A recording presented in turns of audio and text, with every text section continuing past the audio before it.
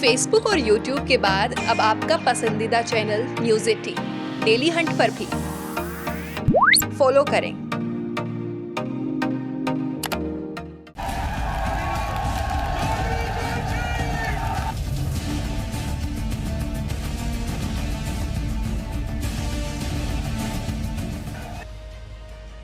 रालोद सपा को झटका तो मैदान में आए जैन। क्या पार्टी के बिखराव के डर से मैदान में जैन?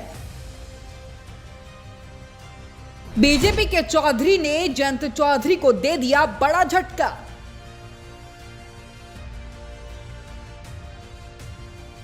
ये तस्वीरें जीत का सुनहरा सपना देख रही आरएलडी को बड़ा झटका देने वाली है। दूसरे शब्दों में कहे तो भाजपा के चौधरी ने आरएलडी मुखिया जयंत चौधरी को चिंता में डाल दिया है।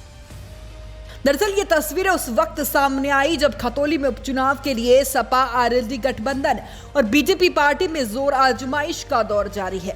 रालोद के नेता अभिषेक गुर्जर, पूर्व क्षेत्रीय अध्यक्ष यशवीर सिंह, पूर्व विधायक सुदेश, रालोद के गठबंधन के महासचिव रह चुके भोपाल गुर्जर, संजय जाटव, नेहा सिरोही, के शुक्ला, सतवीर गुर्जर, इसके अलावा 44 बीडीसी, 10 ग्राम प्रधान ने भी भाजपा ज्वाइन की है।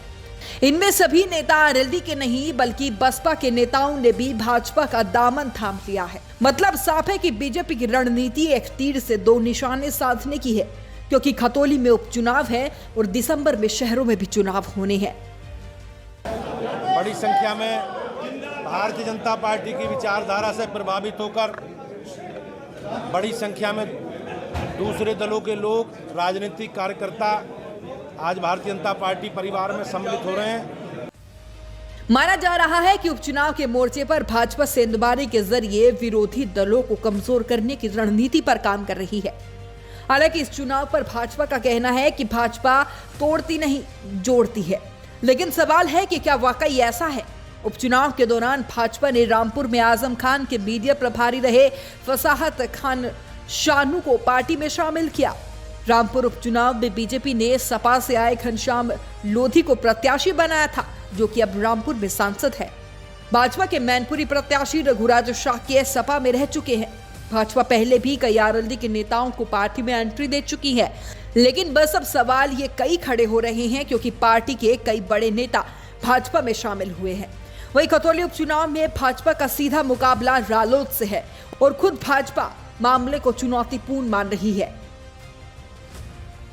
राष्ट्रीय लोकदल सिर्फ एक राजनीतिक दल नहीं है, ये एक विचारधारा है, ये एक संस्कृति है जो देश के किसानों और कामगारों की रगों में दौड़ती है। चौधरी चरण सिंह जी की विचारधारा, जिसको लेकर के चौधरी जयंत सिंह जी चल रहे हैं, वो आज लगातार मजबूत होती जा रही है। किसी व्यक्ति के जाने से कोई फर्क राष्ट्रीय लोकदल पर नहीं पड़ता। आज देश में किसानों, कामगारों की बात, मजदूरों की बात, नौजवानों की बात कोई कर रहा है तो राष्ट्रीय लोकदल कर रहा है, चौधरी जयंत सिंह जी कर रहे हैं। इसलिए कोई फर्क नहीं पड़ता। विचारधारा लगातार मजबूत होती जा रही है। आज देश चौधरी जयंत सिंह जी की आवाज़ बनकर के उनके साथ खड़ा है। बड़ी लड़ाई लड़ी जा रही है।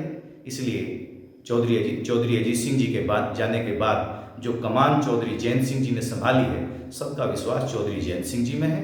रोजाना लोग जुड़ रहे हैं और बड़ी संख्या में आज चौधरी जयंत सिंह जी को देश के किसानों, मजदूरों, नौजवानों के नेता के रूप में जाना जा रहा है।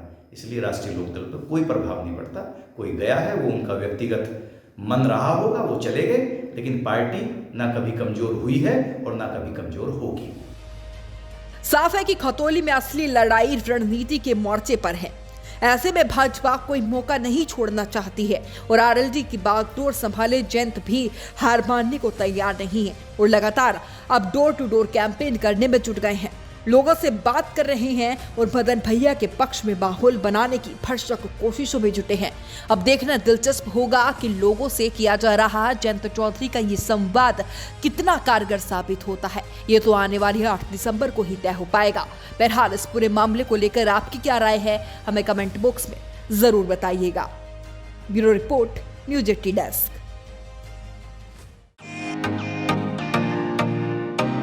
फेसबुक और यूट्यूब के बाद अब आपका पसंदीदा चैनल न्यूज़ 18 डेली हंट पर भी फॉलो करें।